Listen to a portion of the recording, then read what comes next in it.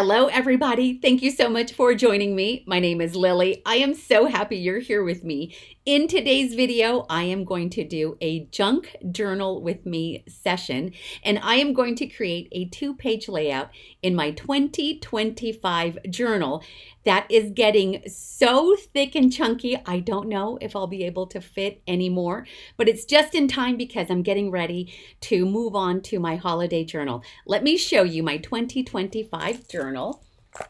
If you have been following this series, you know what this looks like and you know how chunky it is getting. Look at that. There are still a few blank pages, but I don't know. I don't know if I'll be able to fit anymore. Let me show you a sneak peek of today's layout. Isn't that fun? So bright and colorful and just full of random things. It's going to be so much fun. And I get to tell you a story about the time I bought Gene Simmons from Kiss some gum from the vending machine. Are you ready to get started? Let's go over to the crafty loft and get our craft on. See you there. I just got back from picking up my race packet for my half marathon race on Saturday morning. So you will be watching this Saturday morning as I am running my very first half marathon. I'm so excited. Here is a bird's eye view of my beautiful 2025 junk journal. It has serious alligator mouth. It has all of the embellishments, all the things. I can't wait to do a flip through of this, and I will do that right before I get started on my holiday journal. I've already selected the bits and pieces that I would like to use in today's layout. This is a Rolodex card that has some embossing over it, so there is a little bit of texture. If I glue anything over this, it'll have to be like the ultimate glue so that it really grabs on. And then other items, these I took out from the most recent Flow was it the Flow magazine? I know it was a paper, it was the paper magazine. And then some scraps of paper. I love the gold foil scrapbooking paper. And I think the music theme, the note theme, the gold lips and the hearts are perfect choice for this layout. And then this is a piece of my favorite little note paper. And this super cute card, I have these cat cards, and this one just happens to be a DJ. How perfect for the story I'm about to share with you. And then of course we can't forget the junky junk. This is packaging from some heart cutouts. And I've printed some pictures. These I did borrow from the internet because they are perfect for today's layout. This is a picture of Kiss from 1993, and then there's also a picture from the radio station where I interned between 1992 and 1994 because that is when I met Kiss. Oh my gosh, you guys, I just couldn't believe it. When I was younger, back in high school, all I ever wanted to do was become a radio announcer or a DJ and even a VJ. And I've told this story in the past. So many of you know that that was my dream job. And I did have the opportunity of working as a radio DJ for about 10 years. And I was a Spanish DJ. I know, I didn't even go to school for that. But the opportunity came up and I wasn't going to turn it down. So I did go, after high school, I did go to school and I went to East LA Community College, and then I went to Columbia School of Broadcasting, and then I went to LACC, which is LA Community College over there by Hollywood. And I was majoring in radio communications, journalism, and radio broadcasting. That was my dream job. While I was in school, I had the opportunity to intern at one of the biggest rock stations in Southern California. And if you grew up in Southern California, the radio station was KNAC. It was pure rock.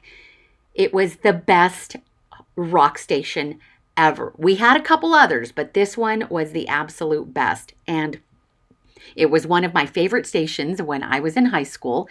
And I knew that when I graduated, I was going to go work for KNAC. I manifested that and it came true. While I was in college, KNAC was hiring for phone foxes.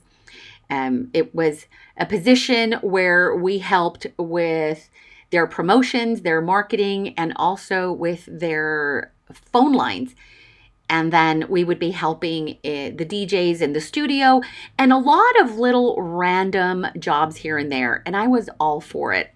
So I started at KNAC as a phone fox. And I had random little duties and responsibilities. It was a volunteer position, so I did not get paid, but the experience was more than I could have ever asked for. And I got to do things where, assist the DJs in the booth, help them with getting their music ready, answering the phone lines.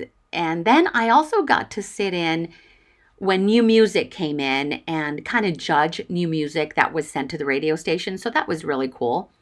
And then I also got to assist with the local shows where we featured local bands. And I actually got a couple of really good friends and their bands on the radio.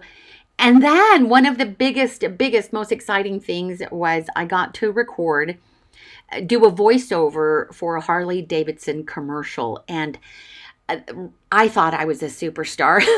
I thought, that's it. I made it, And after I had already been there for a minute as a phone fox, I also signed up so that I can do an internship for college credit. And I got to work in the continuity department, which was responsible for organizing and preparing all of the ads and commercials that were played at the radio station. And then I was in a few other departments as well. And I got to meet everybody there. It was such a great environment, a great place. I never had any issues. It was my dream job. And I was there from 1992 through 1994, the best 2 years of my professional life. And there are so many stories, so many great times at the radio station. I got to meet so many different artists. I also got to participate in so many different promotions and outside marketing. I got to go to every single show you could imagine that KNAC was a part of. So one of the perks of working as a phone fox for KNAC is if we were part of any of the concerts that they were promoting, we got free entry. And I can't tell you how many times I've seen, I'm going to name drop here, Metallica and Anthrax, and just all of my favorite bands like Testament. And then I also got to meet so many musicians there at the radio station. There was one day, and it was one of the coolest days. I had so many amazing moments. This is just one of those days, okay? And the reason I am bringing it up right now is, as many of you may know, Ace Frehley just passed away about a week ago. And he was one of the original founding members of KISS. And so may he rest in peace. And that reminded me of the time that I met the band. I was on a lunch break at the radio station, and the radio station was located in Long Beach, California. And I didn't own a car at the time, so I would take the Metro. It was called the Blue Line Metro, and it was so convenient, so easy. I would just hop on the Blue Line. It would take me straight down to Long Beach, and I walked maybe half a block to get to the high-rise building where the radio station was located. On the main floor, there was this great sandwich, like a coffee shop that sold sandwiches and salads. So I was on a lunch break, and I went downstairs to the main level to buy myself a salad. And I took my salad back upstairs to the radio station, and I was sitting in the break room. The break room was located in the back of the radio station, and the back door led to the parking lot. And that's where we came in. Did we? Yeah, we came in through the front door. But a lot of the disc jockeys and the management team, they would come in straight from the garage. They had their own private access to come in through the garage. That's also the area where the celebrity musicians would come through. So as soon as you walked in from that back door, from the garage door or the parking garage door, the very first room to the right-hand side in this corridor was the break room. And so I was in the break room, and I was enjoying my salad. I want to say this was September. I did a little bit of research so that I can remember. So this is just not something that I magically remembered. But this was September 11th of 1993, okay? So I'm now sitting in the break room. I'm eating my salad. There is no one else in the room, in the lunch room with me, or the break room with me. And as I'm eating my salad, I hear the back door open, the garage door, but I didn't think anything of it because people were, management and the disc jockeys would come in and out of that door. Some of the celebrity musicians already had access, so they didn't have to wait for the door to open. They had VIP access to the radio station. So I'm now, I know I'm making this really long. I'm stretching this story. So I hear the door, and then I hear some voices, and I'm just so into my salad, and I was reading a magazine while I was on my lunch, and also listening because we could hear the radio station was playing in the break room. So we knew what was going on, with the disc jockey. I knew that there was going to be a band that was going to come into the radio station, but I didn't know what band was coming in. And so I hear these voices come in through the back door. And then I hear all of these voices in the break room. There's about 4 or 5 people that come into the break room. And I had one of those in that group sit right next to me. I mean, right next to me, and says to me, "Your lunch looks good. What is it?" And I looked over, you guys, and it was freaking Paul Stanley.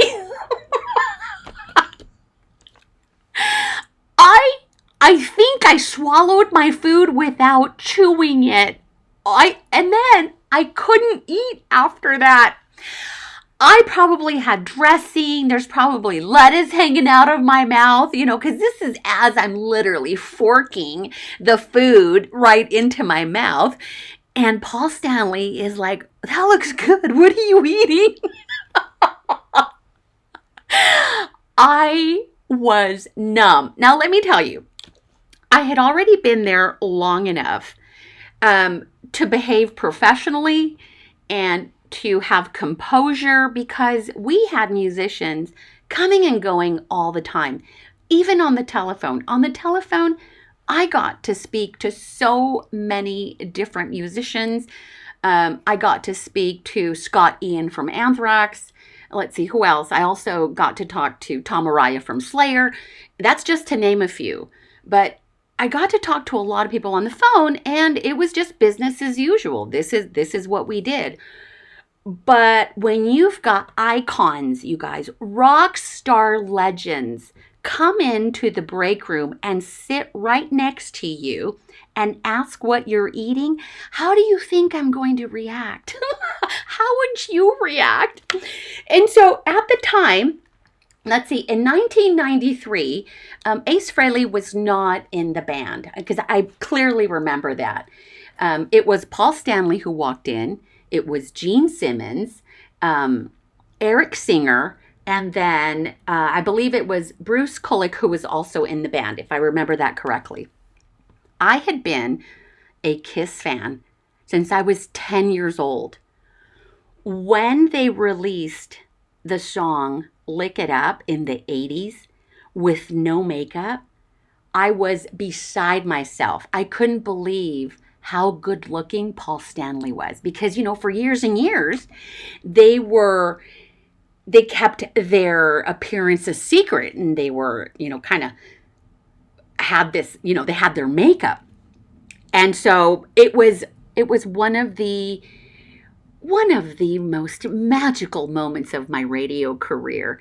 While I'm in there, completely starstruck, because that's what it was. And all professionalism, all composure went right out the door. And now, one thing I didn't have when I was working there at the radio station, I didn't carry a camera with me. Excuse me.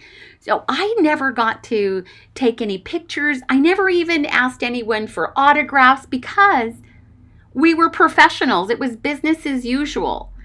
So we're in there. These are just great memories. Not like today, I take a picture of everything, and I document everything with pictures now.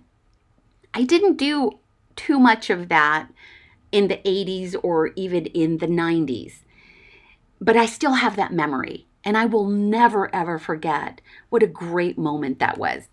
So as I am trying to get myself together, by the way, I had completely lost my appetite. I could no longer eat. So I have Paul Stanley sitting to my left, and I have Eric Singer and Bruce singing. They sat directly in front of me. And so I have the three of them, like right next to me, sitting at this very small lunch table in the break room.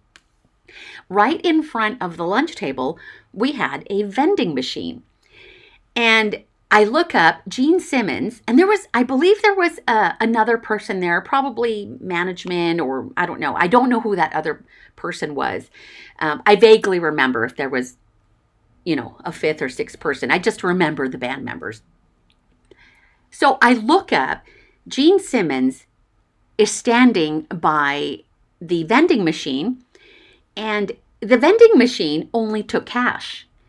And he didn't have, he was trying to get gum from the machine, but it wouldn't take his dollar bill so he can get his, I remember, it was, I think it was Wrigley's, the green pack is what he was trying to get. And so he's struggling. Well, he's not struggling. The machine is having issues, and it's not taking his money. So then Gene Simmons looks over to the guys, and he says, do you guys have any change? And before I even let them answer, I jumped up and I said, I have change. I have change. I can get you the gum. And so he says, no, let me pay you. I don't want you to buy me my gum. Here. And he's trying to give me $1, right? And I said, no, don't worry about it. The gum is on me. I don't know how I was able to speak, because I was so starstruck.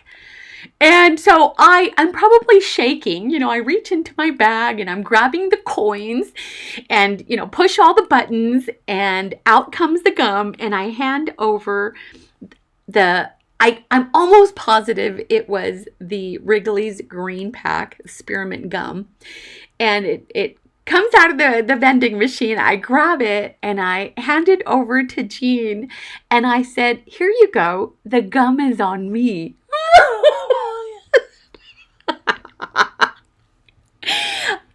Anyway, you guys, I couldn't believe it. And this was probably, all of this probably took place in maybe, I don't even think it was like 5 minutes. Okay. It happened so fast, and it was only a few minutes where all of this took place. All of a sudden, there's commotion going on. Commotion because I think one of the guys that was with them walked ahead into the rest of the radio station, like where all of the offices were. And then I hear all of this commotion, and they come over into the break room, and they're like, Lillian, why didn't you tell us Kiss was here? And I was like, you guys didn't tell me. You didn't tell me it was going to be Kiss that was showing up. And they just barely got here, but they needed gum. And then the entire staff is now all crowded in the corridor. They're all coming into the break room. And all of my peers, every single one of them with their cameras. They're 35 millimeter cameras. And they are just taking pictures. I'm probably in one of those pictures, but I don't talk to any of those people. I didn't keep in touch with any of the people that work there. So, but they're taking pictures of the band, and Gene thanked me for buying him gum, and then Paul Stanley thanked me for being so nice, and then I just kind of stayed in the background and let them take care of business. And they eventually made their way out of the break room and into the corridor and then into the main radio station area. This was not their first time at the radio station. They had been there many, many times, and everyone was on like a first name basis with the band members and also with the staff. So they were all very familiar with each other. It was my first time. And so, of course, I was completely speechless and just kind of shocked over the whole thing. It was amazing. And right after that, I couldn't eat anymore. I don't even know what happened to my food. And I kind of stood in the background, watching everybody, take pictures and just really take care of them, offer them whatever they wanted, because they were going to perform in the studio. And that's what they did. They did a live performance in September of 1993 at the radio station. And that was one of the coolest moments of my life. I went back once they went into the radio station, into the studio with the DJ, then I went back into the phone box room, and I went back to work, and it was absolutely amazing that I was able to listen to them play while I was there. There were many times where we had different artists come in and perform and do live studio sessions at the radio station. I got to see the band, one of my favorite bands, Testament, also play live. And I got to meet, I believe it was Vince Neil from Motley Crue. I got to meet him. And then who else? White Zombie. I got to meet Rob Zombie. Excuse me. Rob Zombie was one of the nicest and kindest artists I'd ever met. But so was everyone else. They were all so kind, and they were all gentlemen. It was amazing. I had the best time of my life those 2 years that I was there. KNAC went off the air once. It was in 1994, and I believe I had just moved to Utah. I was born and raised in California, and I moved out here to Utah in the summer of 1994. And I've been back and forth, these past 30 years. And when I came out here, that's when I had the opportunity to work as a radio announcer for a couple different Spanish radio stations. Unfortunately, when I was in California, it was so tough to get into radio over there. And I thought that, by coming over here, I would have more opportunity. And I really did. And it was fantastic. It wasn't a rock station. They were Spanish radio stations where we played, like top Billboard songs and, different. It was completely different genre of music. But radio was my passion. And so I had a great, great time. But I will never, ever forget the time that I bought Gene Simmons gum and he thanked me for it. Absolutely amazing. Oh my gosh. So I am so glad that I'm able to share this story with you and actually document it in video and preserve my story this way. I enjoyed working on this layout. A lot of the things are completely random. I'm so glad I remembered I had that Long Beach, California chrome sticker and my little 80s ladies' faces. Now you know why they all have big hair. It's because, those ladies, big hair ladies' faces that I draw are a reflection of my personality back in the 80s, working at the radio station with all of these great musicians that also had big hair. And then that little cat postcard, which, the little DJ, and just all of the amazing and random things that prompted this memory. And I think it turned out really, really good.